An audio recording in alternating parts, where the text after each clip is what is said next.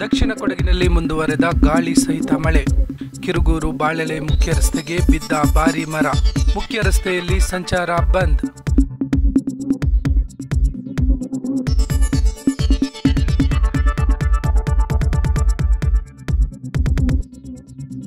ಮರ ತೆರವು ಕಾರ್ಯಕ್ಕೆ ತೆರಳಿದ ಅರಣ್ಯ ಸಿಬ್ಬಂದಿಗಳು, ಸ್ಥಳೀಯ ನಾಗರಿಕರು.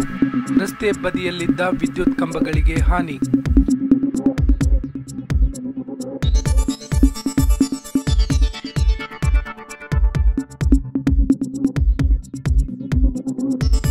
ಚೆಸ್ಕಾಂ ಸಿಬ್ಬಂದಿಗಳಿಂದ ವಿದ್ಯುತ್ ಕಂಬ ತೆರವು ಕಾರ್ಯ. ಮಳೆಯೊಂದಿಗೆ ಬೀಸುತ್ತಿರುವ ಗಾಳಿಯ ರಭಸಕ್ಕೆ ಮರಗಳಿಗೆ ಹಾನಿ.